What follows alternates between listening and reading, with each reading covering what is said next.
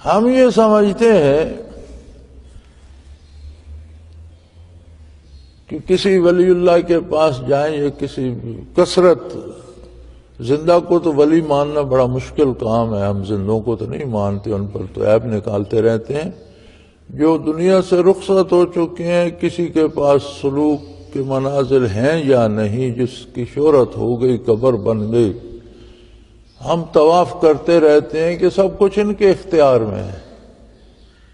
ہم یہ سمجھتے ہیں کہ صاحب قبر ساری مصیبتیں حل کر دے گا، حالانکہ اصول یہ ہے کہ جس کے جتنے منازل ہوتے ہیں وہ اتنا اللہ کی عظمت میں فنا ہوتا جاتا ہے اور وہ اللہ کی رضا پہ راضی ہونے والا ہوتا جاتا ہے۔ جتنے منازل قرب کسی کو نصیب ہوتے ہیں، اتنی اس کی زبان بند ہوتی چلی جاتی ہے۔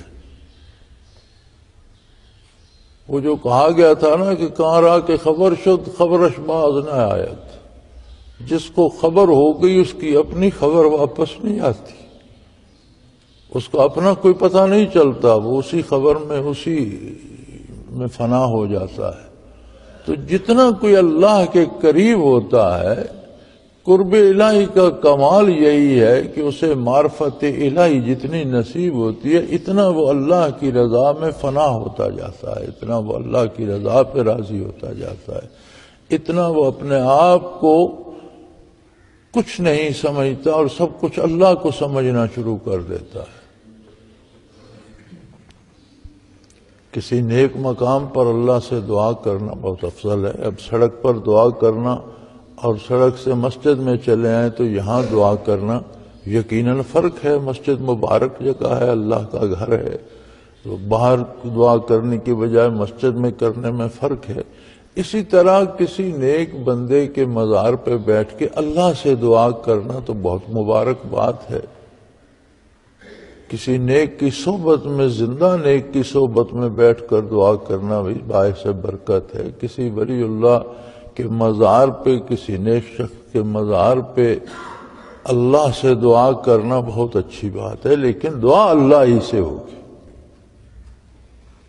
اگر ہم کسی نیک کے قریب یا کسی مزار پہ بیٹھے ہیں تو اس کی برکات شامل ہو جائیں گی، جیسے باہر کی بجائے مسجد میں بیٹھے ہیں تو مسجد کی برکات شامل ہو جاتی ہیں۔ یہ تو درست ہے۔ اب ہمارے ہاں مصیبت یہ ہے کہ جو منع کرتا ہے وہ اتنی شدت کرتا ہے جیسے بزرگوں کی قبریں ہی اکھیڑ دی جائیں، اور جو مانتا ہے وہ اللہ کو بھول جاتا ہے، قبر ہی سے مانگنا شروع کر دیتا ہے۔ تو دونوں طرف، دونوں انتہائیں صحیح نہیں ہیں، اعتدال ہے۔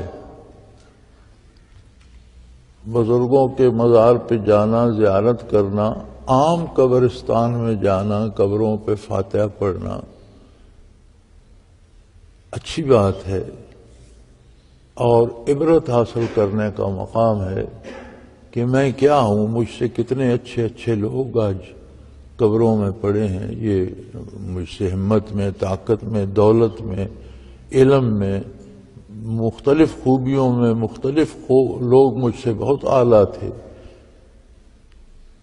لیکن آج ایک مٹی کی ڈھیری نظر آ رہی ہے، اندر کیا ہے وہ اللہ ہی جانے۔ تو ہم تو اندازے سے کسی ایک قبر پہ چونا لگا دیتے ہیں، اس کا ادب شروع ہو جاتا ہے، باقی قبور کو پوچھتے بھی نہیں۔ ہر قبر کا احترام ہے، اور ایک حدیث پاک کا مفہوم ہے کہ اگر ایک طرف آگ اور ایک طرف مسلمان کی قبر ہو تو آگ سے گزر جاؤ، قبر پر قدم نہ رکھو،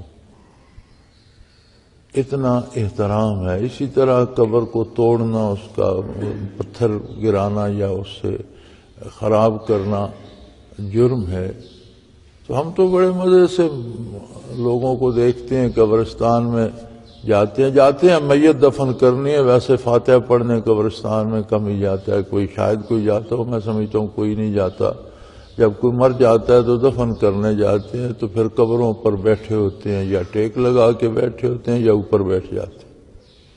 تو یہ ساری باتیں ناجائز ہیں۔ ہر قبر کا، ہر مسلمان کی قبر کا احترام ہے، اس کے اوپر پاؤں نہ رکھو، اوپر بیٹھو نہیں، اور کسی قبرستان یا قبر کے پاس سے گزرو تو سنت ہے کہ اسے السلام علیکم کہو، السلام علیکم یا دار قوم مومنین یغفر اللہ لنا ولکم، اللہ ہمیں بھی بخش دے، اللہ تمہیں بھی بخش دے۔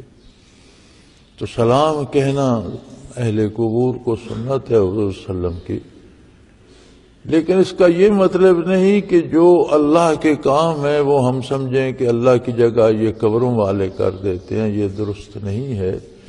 جتنا جس کو قرب الہی نصیب ہوتا ہے اتنا وہ زیادہ ڈرتا ہے، زیادہ اللہ کی رضا میں فنا ہو جاتا ہے اور زیادہ اتباع سنت کا پابند ہو جاتا ہے۔